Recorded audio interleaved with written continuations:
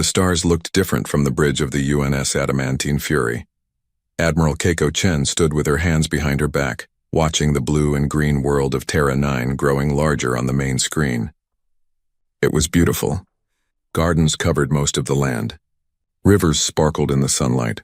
Cities spread across 3 continents, their lights twinkling even in daytime. 300,000 human colonists had called this place home for 12 years. Now they called it a prison.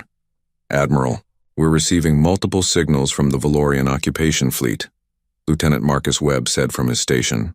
His young face looked tense. 40 ships total. They're demanding we leave Valorian territory immediately. Chen allowed herself a cold smile. Valorian territory. They stole this world 6 months ago with paperwork and corrupt judges. Tell me, Lieutenant, when did slavery become legal in the galaxy?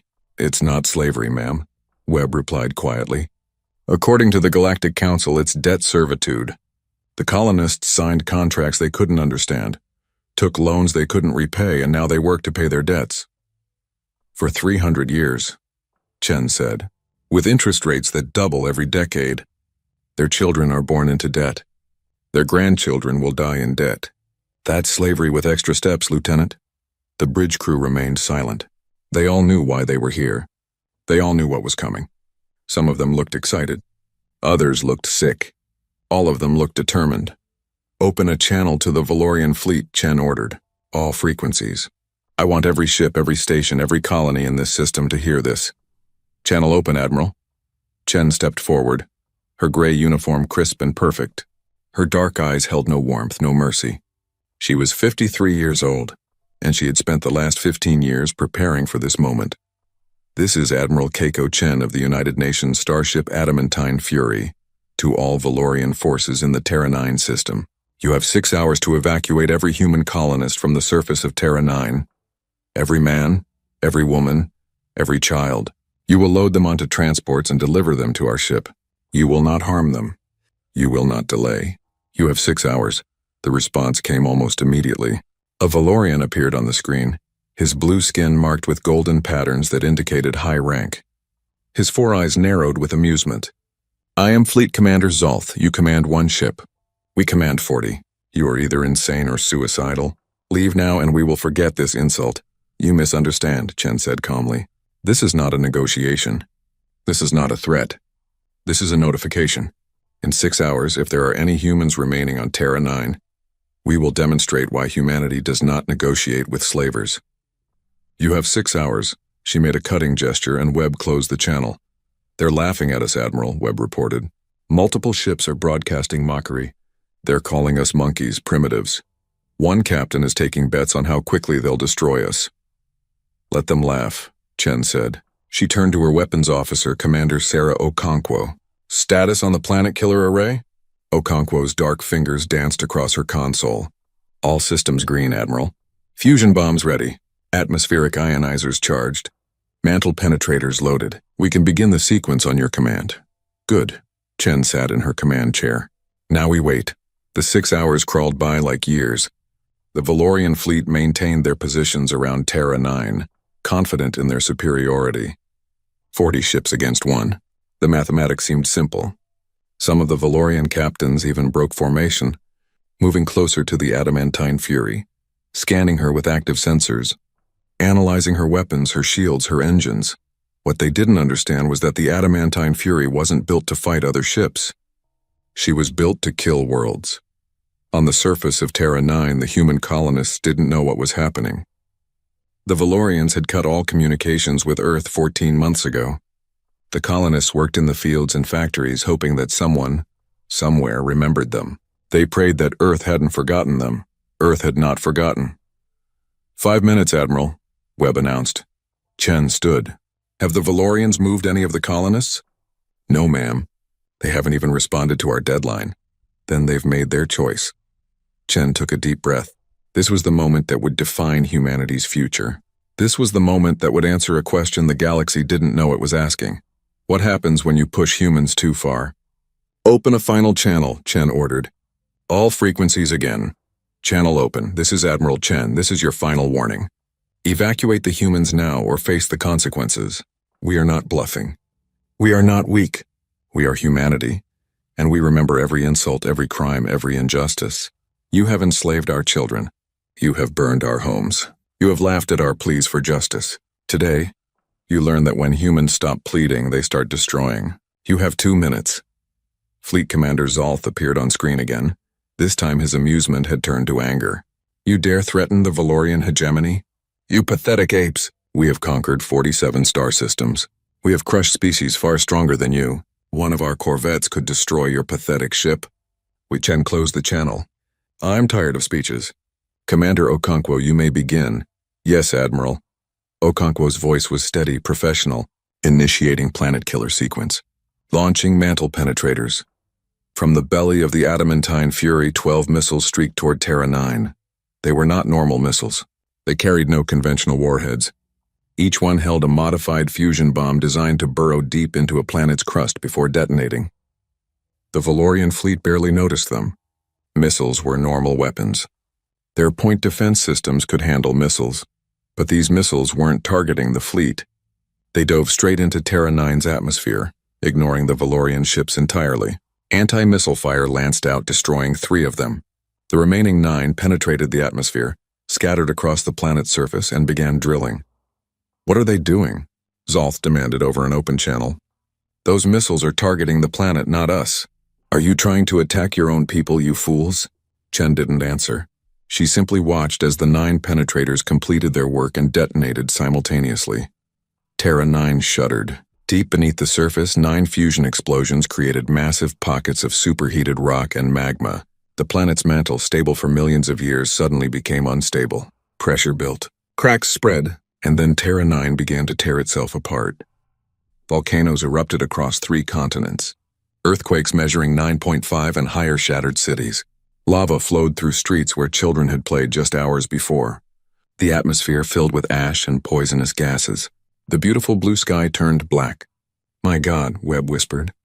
The entire tectonic structure is collapsing. Phase 2, Chen ordered. Deploy atmospheric ionizers. The adamantine fury launched a second wave of weapons. These didn't penetrate the surface. Instead, they detonated in the upper atmosphere, releasing clouds of specialized particles that reacted with Terra 9's ozone layer. Within minutes, the ozone began to break down. Within an hour, it would be gone. Lethal radiation from the system's sun would pour down on the surface, killing anything the volcanoes hadn't already destroyed. The Valorian fleet finally understood. This wasn't an attack on ships. This wasn't a battle. This was execution. This was extermination. This was a demonstration of humanity's willingness to destroy an entire world rather than leave their people in chains. You're insane, Zolth screamed over the channel. You're killing your own colonists. You're destroying a habitable world. Do you understand what you've done? I understand perfectly, Chen replied, her voice cold as deep space. We gave you 6 hours. You chose to do nothing. The colonists are dead because of you. This world is dead because of you. And now the galaxy will know what happens when you enslave humans. But they were your people. Yes, Chen said quietly. And we loved them enough to ensure they would never die as slaves. We loved them enough to make certain that their prison would become a tomb for Valorian ambitions. Tell your government, Fleet Commander. Tell the Galactic Council. Tell every species and every system. Humanity does not negotiate with slavers. Humanity does not plead with tyrants. Humanity destroys. Completely. Absolutely. Without mercy. The Valorian fleet broke formation. Ships scrambled to retreat to escape the system, to get away from the mad humans and their world-killing ship. The adamantine fury let them go. She had made her point. Terra 9 continued to die. The volcanoes raged. The atmosphere thinned. Radiation levels climbed to lethal levels. Within 48 hours, nothing would survive on the surface. Within a month, the world would be a barren rock, its once beautiful surface transformed into a radioactive wasteland. Admiral, Webb said hesitantly. The colonists. There were 300,000 people down there. I know, Lieutenant, Chen interrupted. She turned to face him, and he was shocked to see tears streaming down her face. I know exactly what we just did. I will carry their names in my heart until the day I die. But they were already dead, Lieutenant. The moment the Valorians enslaved them, they were dead. We simply ensured they didn't die for nothing.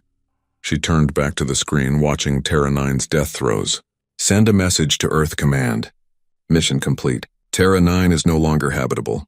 Estimated time until total atmospheric collapse, 43 hours.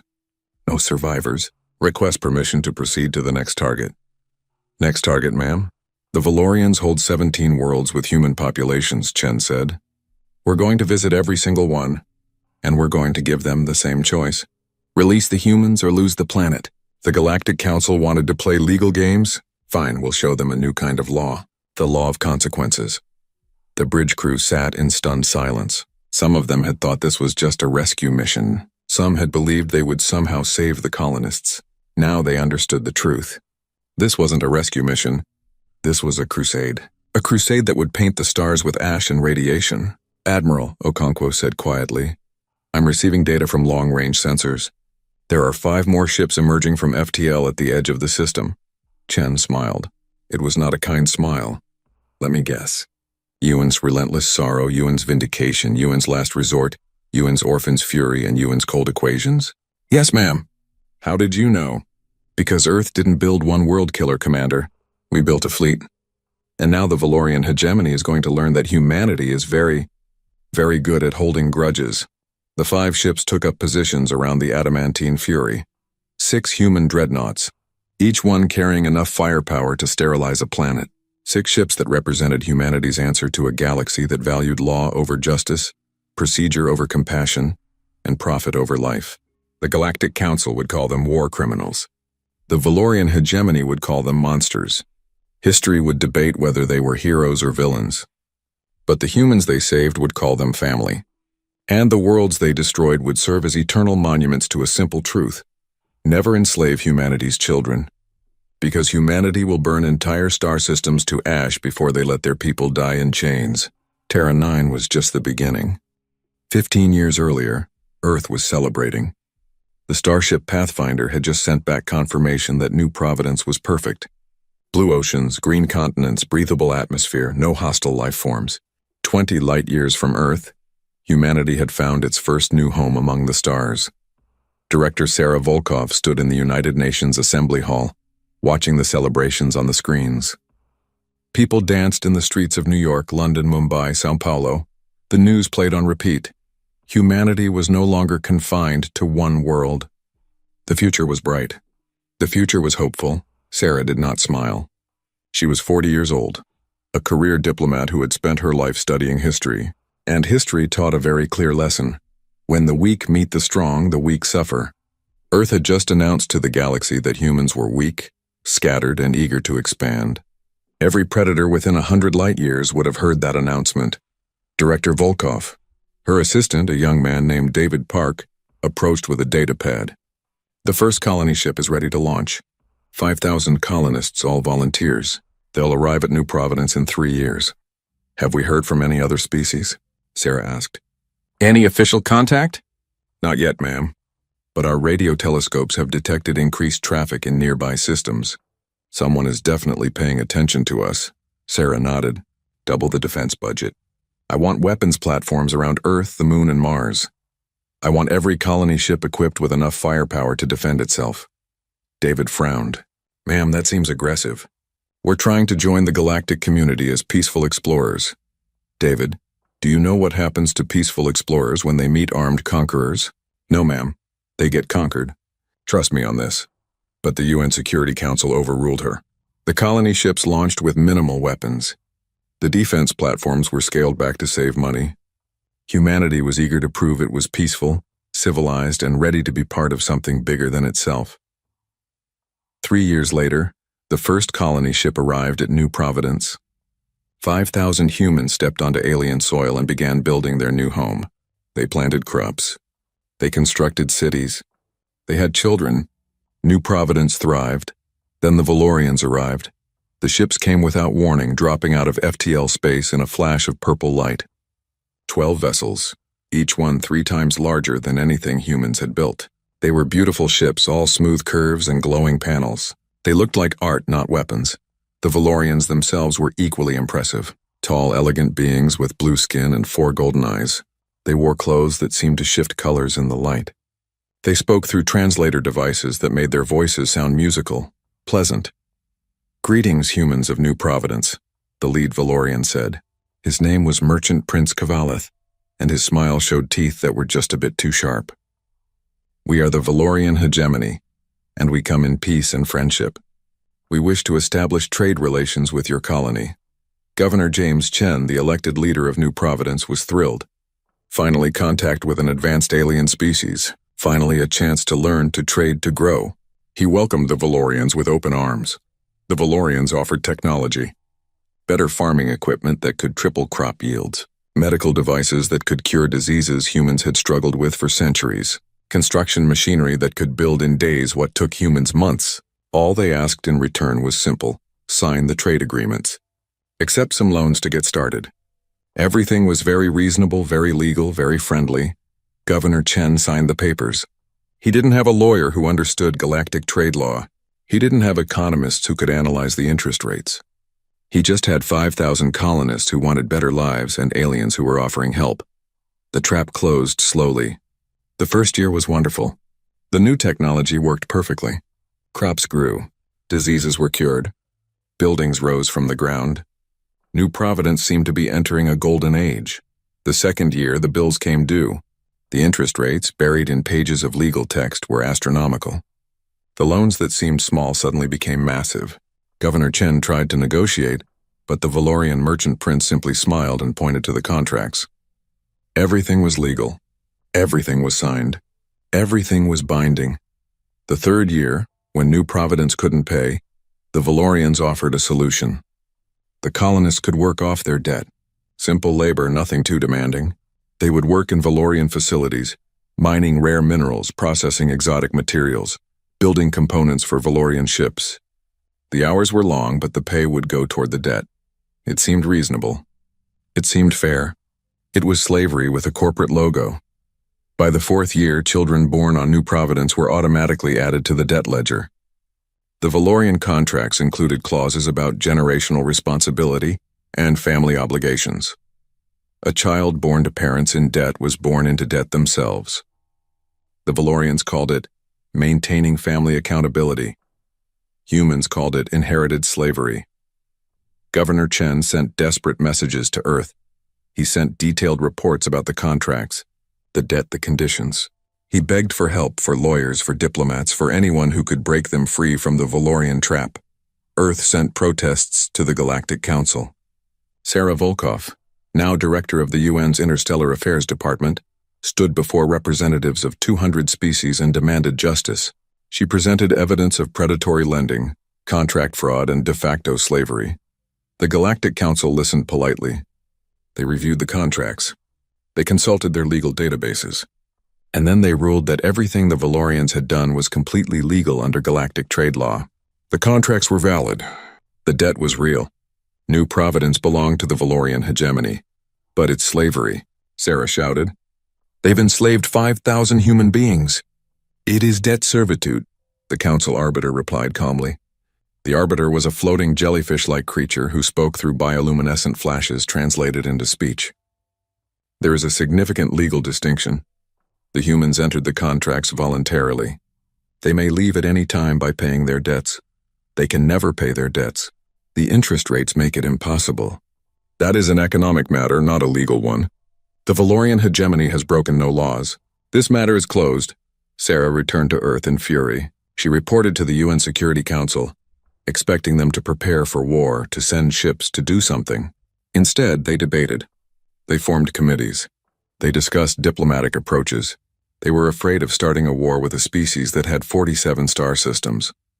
While Earth debated, New Providence suffered. The working conditions grew worse. Valorian overseers became more demanding. Quotas increased. Punishments for failure became severe. And when some colonists tried to escape, tried to steal ships and flee the planet, Valorian enforcers hunted them down. The massacre happened in year 5. 300 colonists, led by Governor Chen's own son Marcus, attempted to seize a Valorian transport ship. They were armed with mining equipment and desperation. They almost succeeded. The Valorian response was swift and brutal. Enforcer ships surrounded the transport.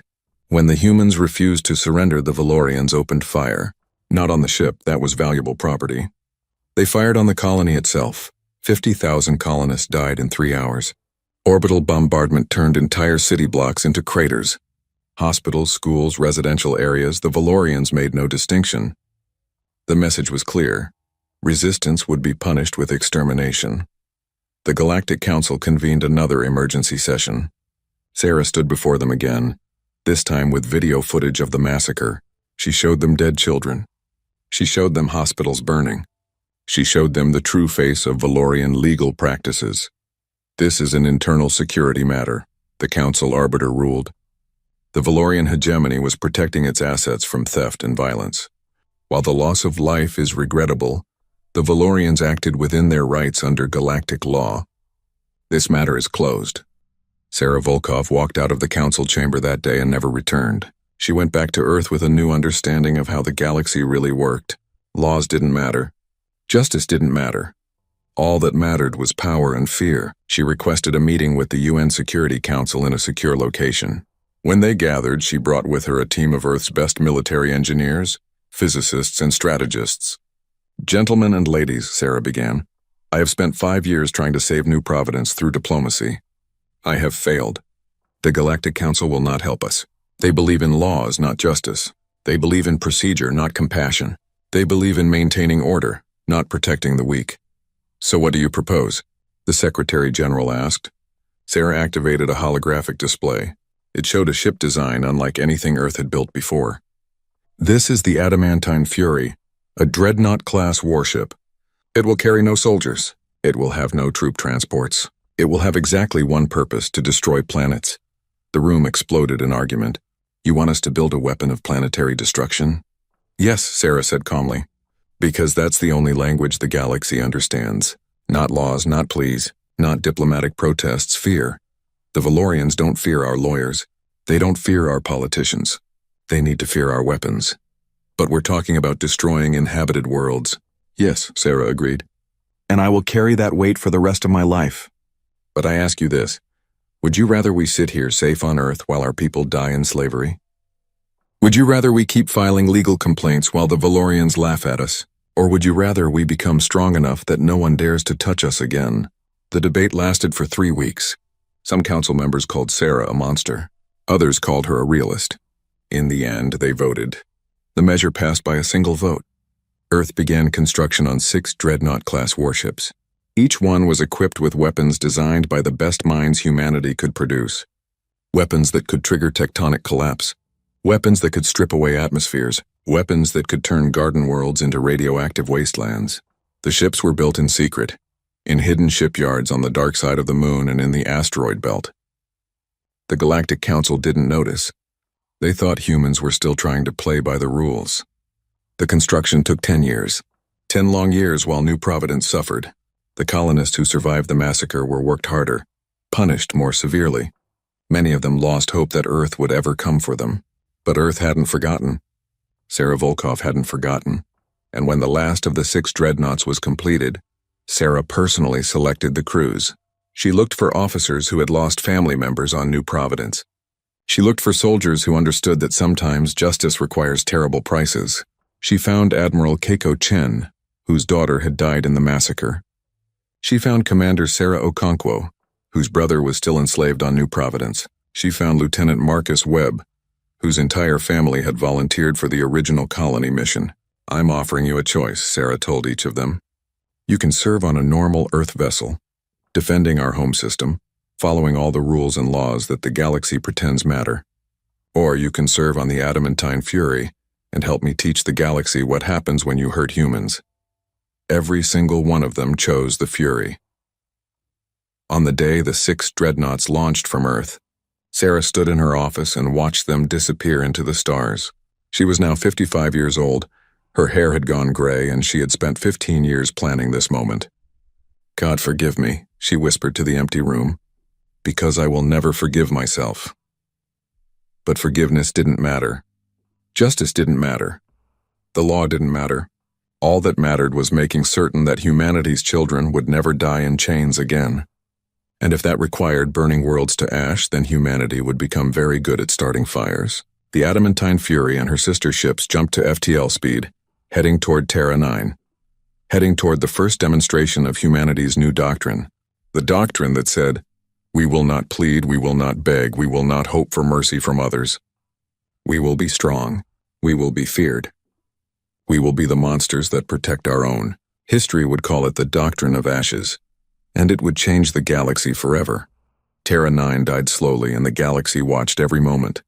The Valorian fleet had retreated to the edge of the system, their ships damaged and their pride shattered. They broadcast continuous messages to the Galactic Council, to their homeworld, to any species that would listen. The humans were monsters. The humans were insane. The humans had just destroyed an entire habitable world. What the Valorians didn't mention in their broadcasts was the truth. They didn't mention the 6 hours they had been given. They didn't mention the 300,000 human slaves they had refused to release. They didn't mention that they had laughed at the warning and called humans primitive monkeys. Admiral Keiko Chen sat in her command chair aboard the Adamantine Fury and watched Terra 9's final hours. The planet's surface was hidden under thick black clouds of volcanic ash. Lightning storms raged across both hemispheres. The oceans were beginning to boil in some places as superheated rock touched water. In 48 hours, nothing would survive on the surface.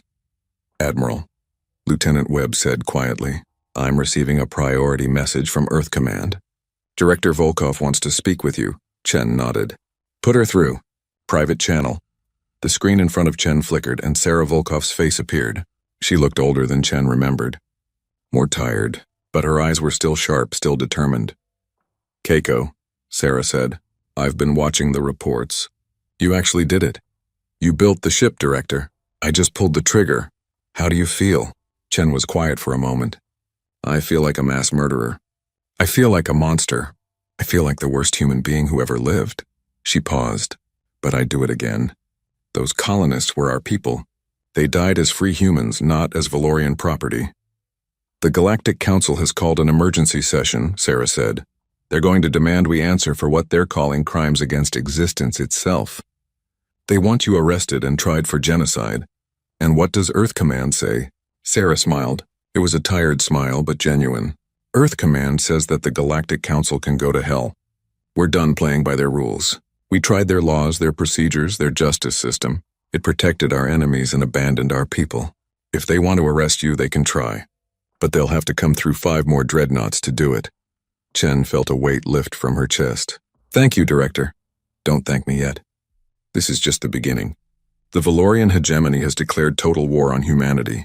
They're mobilizing fleets from every system they control, and the Galactic Council is talking about sanctions, embargoes, maybe even military intervention. "Let them come," Chen said. "The Fury has 5 sisters waiting at the edge of Valorian space. Each one carries the same weapons. Each one has a crew ready to do what needs to be done. I know. That's what worries the galaxy." Sarah leaned forward. "Keiko, I need you to understand something. What you did at Terra 9 isn't just a military action. It's a statement. It's a line drawn in the stars.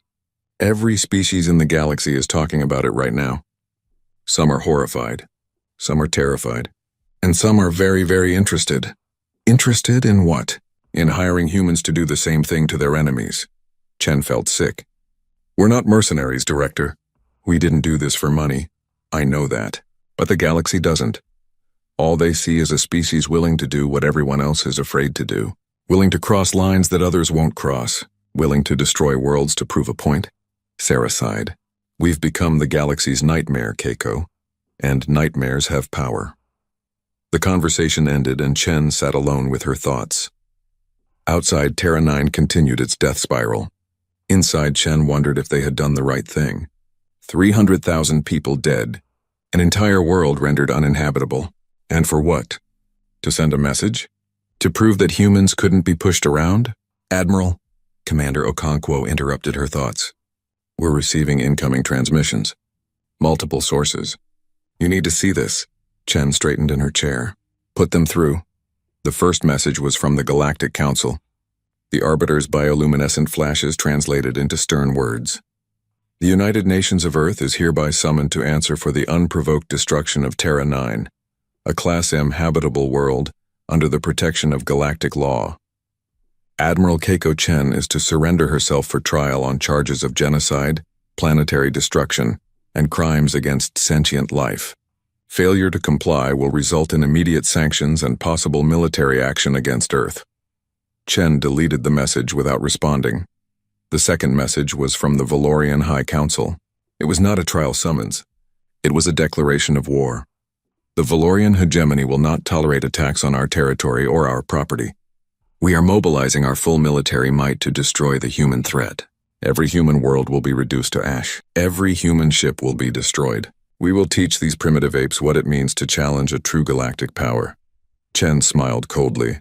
Commander Okonkwo, please send that message to the other 5 dreadnoughts. I want them to know what we're up against.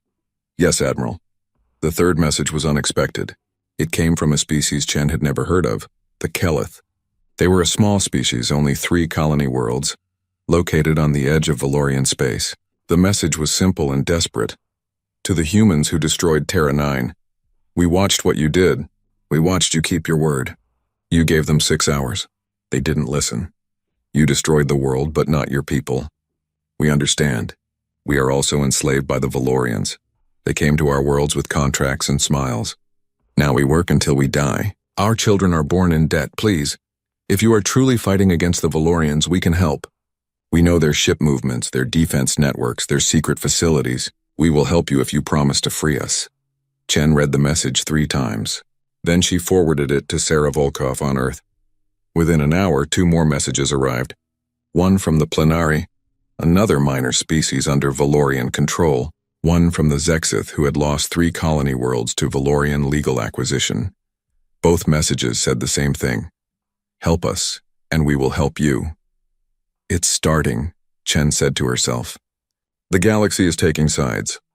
Not everyone was on humanity's side. Over the next few days, dozens of species issued statements condemning the destruction of Terra 9.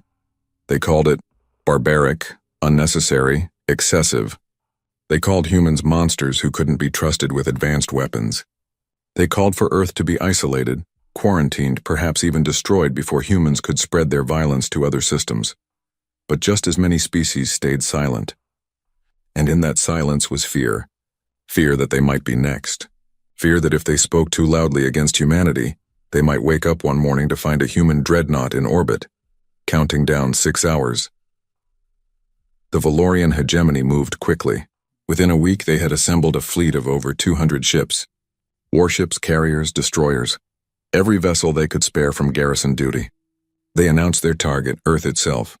If humans wanted to play with planetary destruction, the Valorians would show them what real power looked like.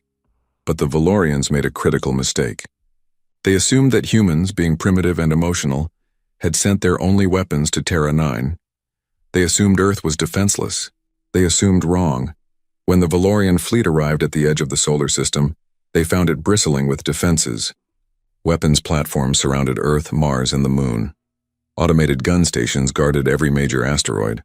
And waiting in formation between the Valorian fleet and Earth were not 1 but 20 human warships. Not dreadnoughts. These were smaller vessels, frigates and destroyers built during the 10 years that the dreadnoughts were under construction. Earth had not put all its hope in 6 planet killers. Earth had built a fleet. The Valorian commander sent a message to Earth. Surrender now and we will only enslave your people. Resist and we will kill every human in this system. The response came from Earth Defense Command from Director Sarah Volkov herself. You've made 2 mistakes today. First, you assumed we only built 6 dreadnoughts. Second, you assumed we would meet you in battle. We won't. Before the Valorians could respond, 6 purple flashes appeared across the galaxy. 6 FTL signatures appearing simultaneously at 6 different Valorian worlds. The UNS Relentless Sorrow appeared at Valoria Secundus. The UNS Vindication appeared at Keshar. 3. The UNS Last Resort appeared at Thelmar Prime. The UNS Orphan's Fury appeared at Xanthar IV. The UNS Cold Equations appeared at Valorian Prime 7. And the UNS Adamantine Fury jumped away from Terra 9 and appeared at Hestrix Major. 6 worlds. 6 dreadnoughts. 6 identical messages. This is ship name to all Valorian forces. You have 6 hours to evacuate every human, Kelith, Plenari, and Zexith slave from this planet. Every person not of Valorian species must be released and transported to neutral space. You have 6 hours. After that, the planet dies. The Valorian commander at Earth realized his mistake too late. His fleet was here at Earth facing down human frigates, but the real threat The real weapons were spread across Valorian space, holding their most important worlds hostage. "This is a bluff," he broadcast. "You wouldn't dare destroy 6 worlds simultaneously." Sarah Volkov's response was chilling. "We destroyed Terra 9 with all 300,000 of our own people still on it. What makes you think we won't destroy your worlds when we've already evacuated everyone we care about? You have 6 hours. Choose wisely." 3 Valorian worlds chose to comply immediately. Valoria Secundus, Thelmar Prime, and Hestrix Major began emergency evacuations. Thousands of slaves were loaded onto transports and released. The Valorians were angry, humiliated, but they valued their worlds more than their pride. 3 Valorian worlds chose to resist. Keshar III, Xanthar IV, and Valorian Prime 7 trusted their planetary defenses. They believed their shields could withstand the human weapons. They believed humans were bluffing. They were wrong. 6 hours later, 3 more worlds began to die. The process was the same as Terra 9. Mantle penetrators triggered tectonic collapse. Atmospheric ionizers stripped away protective layers. Within 48 hours, 3 more garden worlds became dead zones. The galaxy watched in horror. Humanity had just destroyed 4 habitable worlds in a single week. 4 worlds that had taken millions of years to develop life, ecosystems, atmospheres. Gone. Reduced to radioactive rocks floating in space. The Galactic Council convened an emergency session. They passed resolution after resolution condemning humanity. They issued warrants for the arrest of every human military officer. They threatened embargoes, sanctions, military intervention, and humanity ignored every single one. "We tried your justice," Sarah Volkov said in a public broadcast to the entire galaxy. "We came to you with evidence of slavery. We showed you proof of massacre. We begged for help, and you told us everything was legal. You told us to accept it. You told us the law was more important than our people's lives. So we learned. We learned that your laws protect the strong and abandon the weak. We learned that justice in this galaxy belongs only to those powerful enough to take it. Fine. We accept your lesson. We are now powerful enough, and we will never again ask for permission to protect our own." The broadcast ended with a simple image, a map of Valorian space with 4 worlds marked in red. The dead zones, monuments to humanity's wrath, and below the map a simple message in 100 languages: never again. The war spread across Valorian space like wildfire. 6 human dreadnoughts moved from world to world, each one delivering the same ultimatum: 6 hours to release the slaves, 6 hours to choose between pride and survival, 6 hours that determined whether a world lived or died. Sub-Commander Thel stood on the bridge of a Valorian cruiser, watching his homeworld of Keshar III die on the main screen. He was young for his rank, only 30 cycles old, with bright blue skin and the 4 golden eyes that marked him as pure Valorian bloodline. He had been raised to believe the hegemony was righteous, powerful, eternal. He had been taught that other species existed to serve Valorian greatness. Now he watched his homeworld burn, and all he could think was, "We deserved this." "Sub-Commander," his captain said, "we've received orders to regroup at Valoria Prime. The High Council is assembling the full fleet for a final assault on the human dreadnoughts." "How many ships?" Thel asked. 300, maybe more. Every vessel in the hegemony." Thel looked at the captain. "Sir, the humans have destroyed 4 worlds in 2 weeks. 4 worlds. Our planetary defenses did nothing. Our shields were meaningless. Our weapons couldn't even scratch their armor. What makes the High Council think 300 ships will make a difference?" The captain's face hardened. "Are you questioning orders, Sub-Commander?" "I'm questioning the sanity of fighting an enemy we don't understand." Thel gestured at the dying world on screen. "We laughed at them. We called them primitives.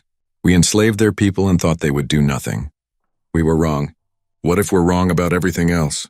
"You're dismissed, Sub-Commander. Report to your quarters." Thel left the bridge, but he didn't go to his quarters. Instead, he went to the data archives. He accessed every report about human capabilities, every engagement between Valorian and human forces, every analysis of the dreadnoughts. What he found terrified him. The humans hadn't lost a single ship, not one.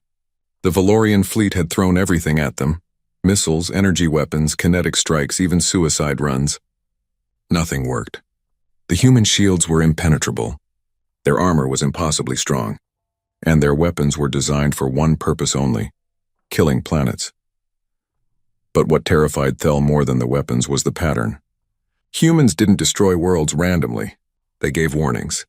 They gave time to evacuate. They kept their word exactly. 6 hours. Always 6 hours.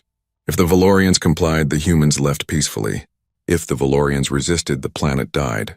It was methodical, clinical, terrifying in its consistency. Thel accessed another file, this one marked classified. It detailed the original enslavement of New Providence. He read about the predatory contracts, the impossible interest rates, the massacre when colonists tried to escape. He read about human pleas to the Galactic Council, and the Council's dismissal of those pleas. For the first time in his life, Thel felt ashamed to be Valorian. He made a decision that would be called treason by his people and salvation by others. He copied every file he could access about Valorian military movements, defense networks, secret slave camps, and fleet positions. Then he stole a small shuttle and disappeared into the dark between stars. 3 days later, the UNS Vindication received an unexpected transmission. "This is Sub-Commander Thel of the Valorian Navy. I am defecting. I have information about secret facilities where humans and other species are held. I know where the hegemony is hiding prisoners they don't want you to find. I want to help. Please let me help." Admiral Chen, now coordinating all 6 dreadnoughts from the Adamantine Fury, took the call personally. She looked at the young Valorian on the screen, saw the fear and determination in his 4 eyes, and made a judgment call. "Why should we trust you?" "Because my homeworld is one of the dead zones now," Thel replied. "Because I watched it die and realized we deserved it. Because I've read the reports about what we did to New Providence, and I'm ashamed. Because this war needs to end before more worlds die. And the only way that happens is if you find every human prisoner and my people surrender." Chen studied him for a long moment. "If you're lying, if this is a trap, I will personally ensure your species learns what happens to traitors." "I understand, Admiral. But I'm not lying. I have the data here. 8 secret facilities, thousands of humans you don't know about, children, mostly, taken from colonies and hidden so Earth wouldn't know they existed." Chen felt cold rage flood through her. "Children?" "Yes. The hegemony believes that if Earth thinks all humans are accounted for, you'll stop the war. They're wrong, aren't they?"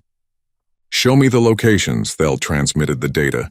Chen verified it with her intelligence officers, cross-referenced it with reports from the Keleth and other freed species, and confirmed it was genuine. 8 facilities, 12,000 human children and young adults, stolen from various colonies over the past decade.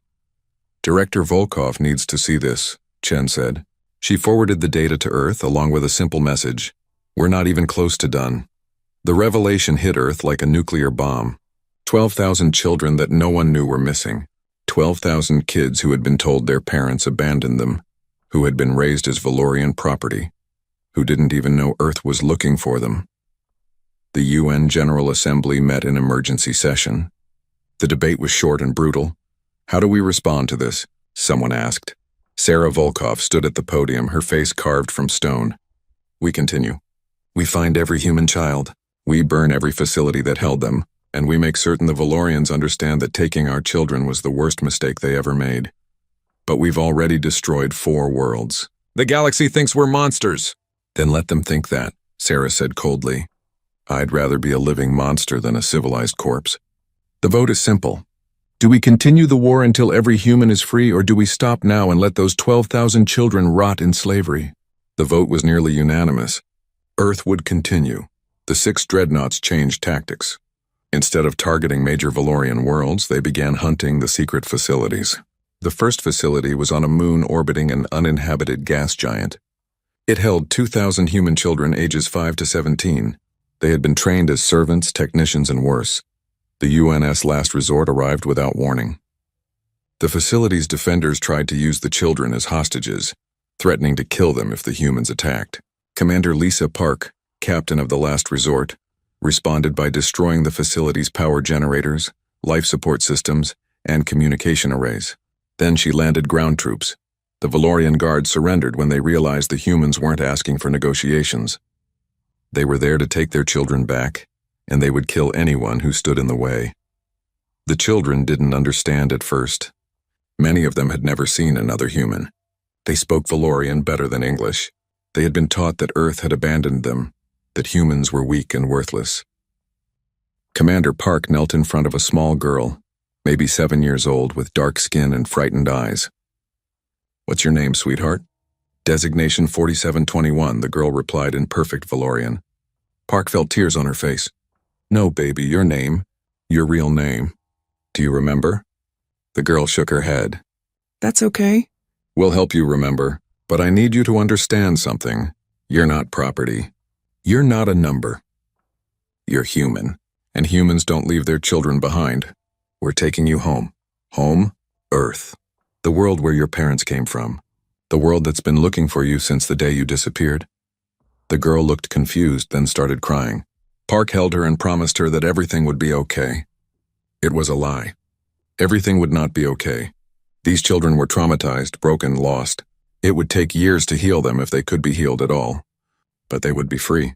One by one, the 6 dreadnoughts raided the secret facilities. They recovered 12,000 children and young adults. They destroyed each facility completely, leaving nothing but debris and radiation. And at each location, they left a message in Valorian. We found them. What else are you hiding? The Valorian High Council realized they were losing. Not just battles, but the war itself. Public opinion across the galaxy was shifting. At first, species had condemned humanity's brutality.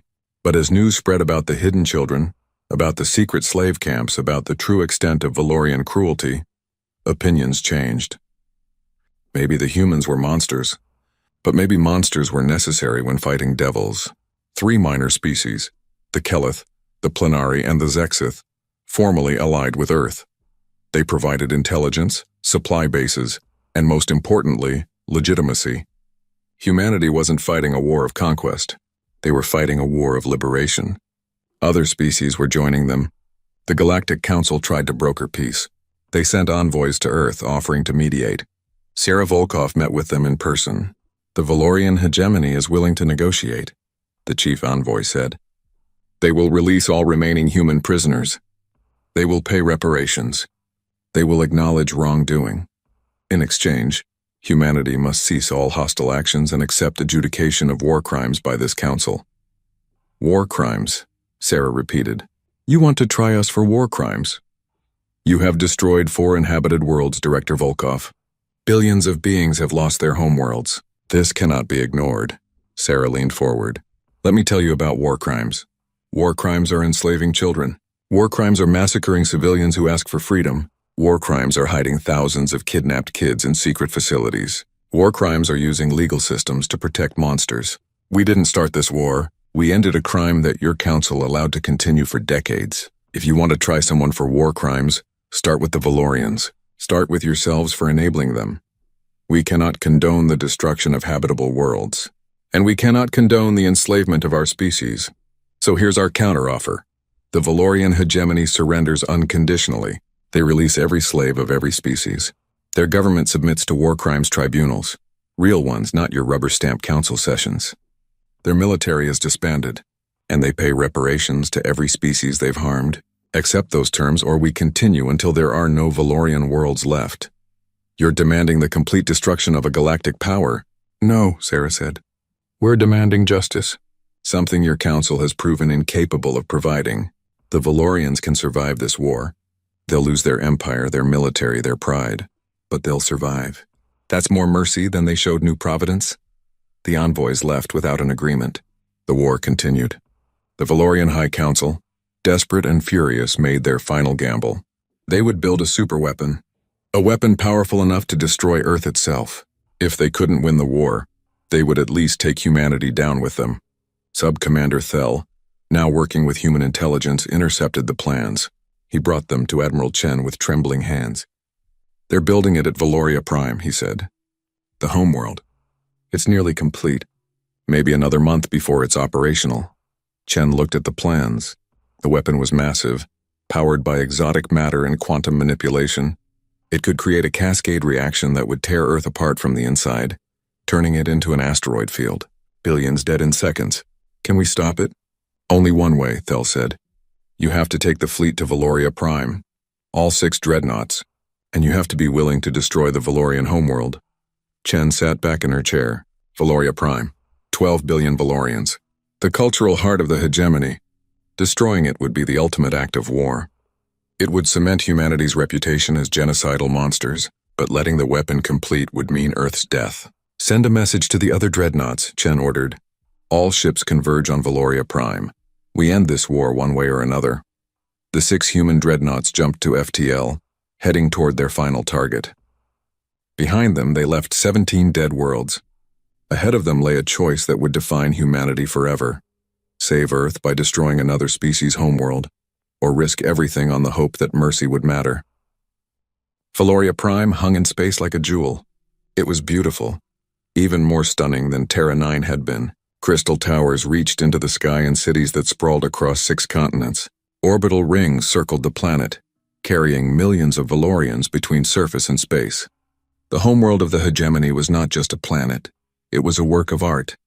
Built over thousands of years, Admiral Keiko Chen watched it on her screen and felt sick. 6 human dreadnoughts sat in formation at the edge of the system. Behind them were the remnants of the Valorian defense fleet, over 300 ships damaged and desperate. The battle to reach Valoria Prime had been brutal. 2 human dreadnoughts were gone. The UNS Cold Equations had been destroyed by a suicide run from a Valorian carrier, her crew of 800 dying to open a path for the others. The UNS Orphan's Fury had been disabled by focused fire from 50 Valorian destroyers, her engines crippled, her weapon systems offline. She floated dead in space, her crew evacuated to the other dreadnoughts.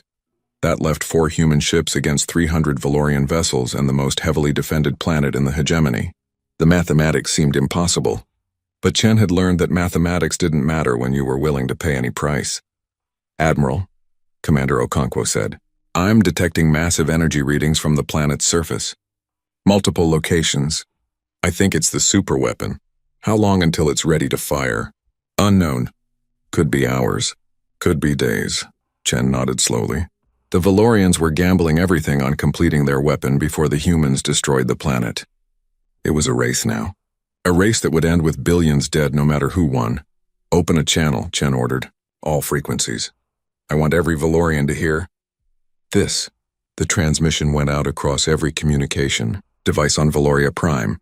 12 billion Valorians stopped what they were doing and listened.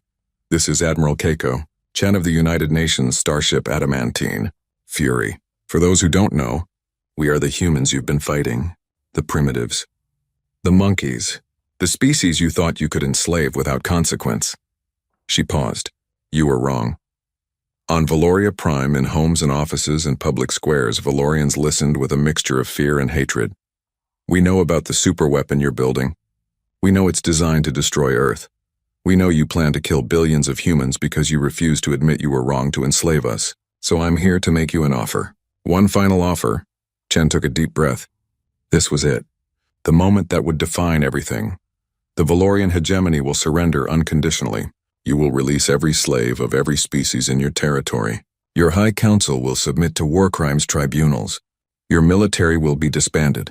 You will pay reparations to every species you have harmed. You will do this within the next 6 hours. The Valorian listeners expected the usual threat: surrender or the planet dies. But Chen surprised them. "If you refuse, we will destroy Valoria Prime. 12 billion Valorians will die. Your homeworld will become the 18th dead zone, and humanity will carry that weight forever. We will be the species that committed genocide. We will be remembered as monsters. We know this. We accept this, because Earth has 20 billion humans, and they are more important to us than our reputation."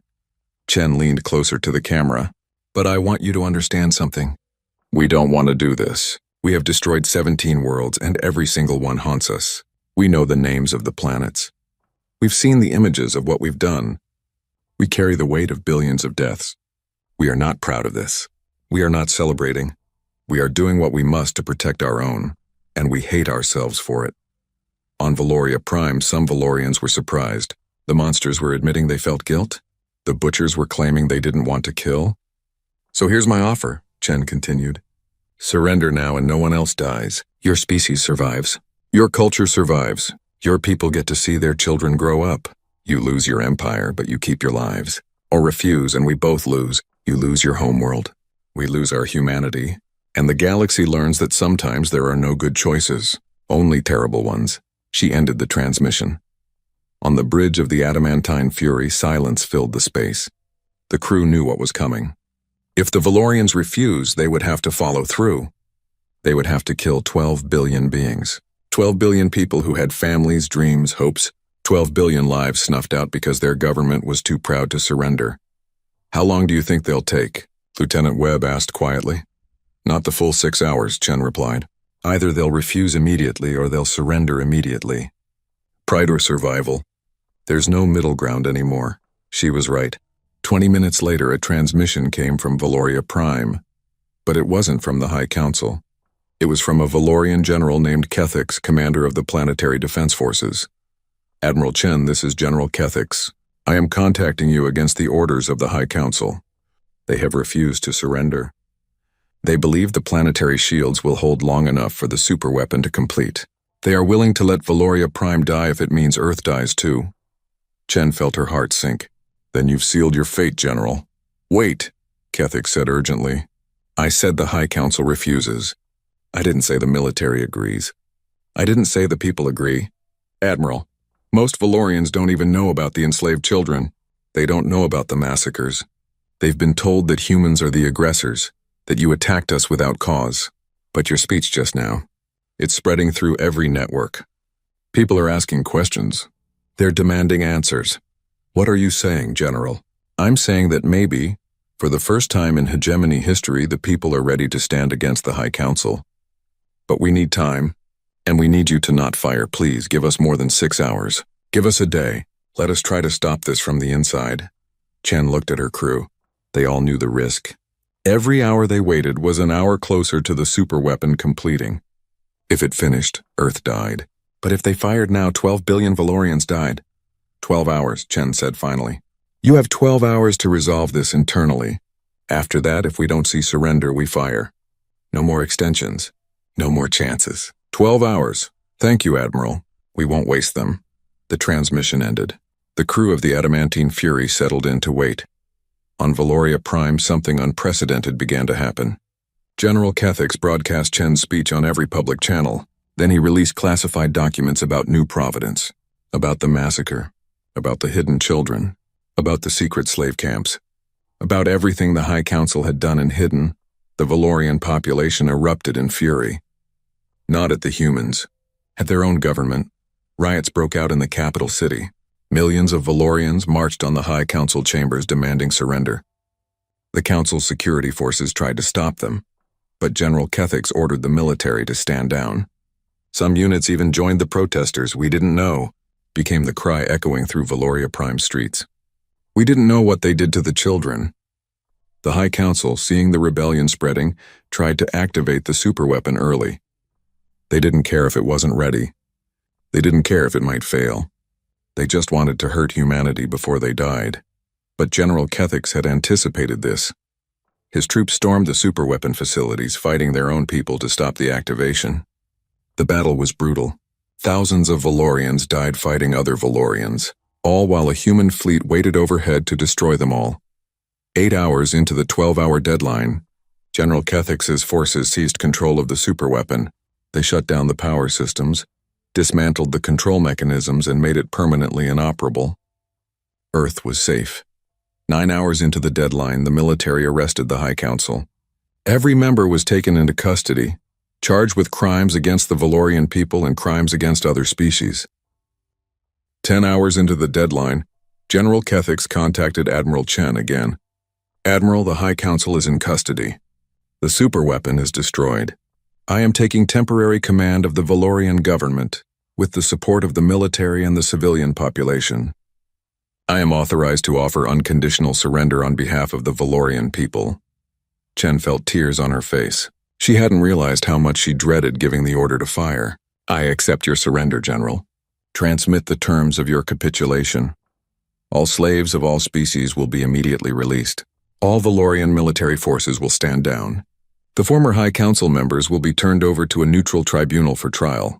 We will pay reparations to all species we have harmed, and we will accept temporary oversight from a coalition of Earth, the Kelith, the Plenari, and the Zexith to ensure compliance. And the people of Valoria Prime, how do they feel about this? General Kethix laughed bitterly. Right now, Admiral, they are celebrating in the streets. Celebrating that they get to live. Celebrating that the war is over. Some are celebrating that the High Council is in chains. We were told you were monsters, but you gave us a choice. You gave us time. You could have fired immediately, but you waited. That's more mercy than we showed New Providence. The people understand that now. The war ended not with the push of a button, but with a choice. The Valorian people chose life over pride. They chose surrender over mutual destruction, and in doing so, they forced humanity to confront its own reflection. Admiral Keiko Chen sat in her command chair as the Valorian fleet powered down their weapons, as the planetary shields dropped, as surrender became reality. She had come here prepared to kill 12 billion beings. She had been willing to cross that final line, to become the monster that history would despise, but she didn't have to. And the relief was overwhelming. "Stand down from combat alert," she ordered. "All ships cease targeting procedures. The war is over." The bridge crew erupted in cheers and tears and exhausted relief. They had survived. Earth had survived, and somehow impossibly, they had won without destroying another world. In the weeks that followed, the galaxy struggled to process what had happened. The Valorian hegemony dissolved. 47 star systems gained independence. Thousands of slaves from dozens of species were freed. The former High Council members stood trial in the first truly fair galactic court in history, and were found guilty of crimes against sentience itself. The Galactic Council, humiliated by its failure to prevent the war and its inability to stop humanity's rampage, reformed itself. New laws were written. New protections were enshrined. The most important was called the Dead Zone Accord. The Dead Zone Accord stated that slavery, in any form under any legal justification, was an act of war. Economic exploitation that created permanent debt servitude was an act of war. Any species that engaged in such practices would face immediate military intervention. And the enforcement mechanism was simple: humanity's fleet. The 4 remaining human dreadnoughts became the galaxy's enforcers. They patrolled the borders of civilized space, and their very presence kept the peace. Because every species remembered the dead zones. Every species knew what humans were capable of when pushed. 17 worlds remained uninhabitable. 17 monuments to humanity's wrath and humanity's shame. They were declared off-limits, preserved as memorials. On Earth, a massive monument was built listing every world destroyed, every life lost. Billions of names carved in stone reminding humanity of the price of justice. Admiral Keiko Chen retired from military service. She spent her remaining years visiting the families of the 300,000 colonists who died on Terra 9. She attended memorials. She gave speeches about the cost of war, and she answered the question everyone wanted to ask: was it worth it? "I don't know," she would say honestly. "We saved millions of lives. We freed enslaved peoples. We created a more just galaxy, but we did it by destroying worlds, by killing billions, by becoming the very monsters we fought against. Was it worth it?" Ask the children we saved from those secret facilities. Ask the Keleth who are now free. Ask any human who knows that their children will never be enslaved. They'll say yes, it was worth it. Then she would pause and add quietly, "But ask me and I'll tell you the truth. Every night I dream of Terra 9 burning. Every night I see those 17 dead zones. And every night I wonder if there was another way. A better way. A way that didn't require us to become monsters." 50 years after the war, Earth held a memorial service for Admiral Chen, who had died peacefully in her sleep at age 103. Representatives from 100 species attended. Even Valorians came, including General Kethix, now an old man himself. During the service, Kethix was asked to speak. He stood before the assembled dignitaries and told a simple truth. "Admiral Chen once told me that humanity became monsters so others wouldn't have to." She was right. The humans paid a terrible price for galactic justice. They carry guilt that others should share. The Galactic Council failed. My people failed. We created a system where the strong could abuse the weak legally, and we called it civilization. Humanity looked at that system and said no. They said they would rather be feared and hated than allow their people to suffer. They made the hard choice, the terrible choice, and the galaxy is better for it, even if we can never fully forgive them, even if they can never fully forgive themselves. He placed a flower on Chen's memorial and added, "Sleep well, Admiral. The dead zones remember, and because they remember, the galaxy is more careful with its laws, more protective of the weak, more just. Your legacy is measured in worlds destroyed and lives saved. I don't know if that's heroism or tragedy. Perhaps it's both. As the memorial service ended, a young human child asked her mother a question. "Mom, why are there dead zones? Why did we kill all those planets?" The mother knelt down and looked into her daughter's eyes. "Because sometimes, sweetheart, the only way to save lives is to show what you're willing to lose. The humans who destroyed those worlds died a little inside with each one, but they did it anyway, because protecting you, protecting all of us, was more important than protecting their souls. We honor them not because they were perfect, but because they sacrificed their peace of mind so we could live in peace." Were they heroes or villains? The mother smiled sadly. They were both. They were neither. They were humans who faced an impossible choice and made the only decision they could live with. Remember them. Remember the dead zones. And promise me you'll never forget that peace is always better than justice bought with blood. The child promised. The galaxy remembered, and the dead zones remained silent and dark, eternal warnings to any who would enslave another species. In the end, humanity earned its place in the galaxy not through diplomacy or cultural achievement or technological advancement. They earned it through fear and fire, through destruction and determination. They earned it by proving they would burn the galaxy down, rather than watch their children die in chains. Some called them heroes. Some called them monsters. Most called them both. But everyone called them free. And no species ever dared to enslave a human again. The price was 17 worlds. The cost was billions of lives. The legacy was a more just galaxy built on foundations of ash.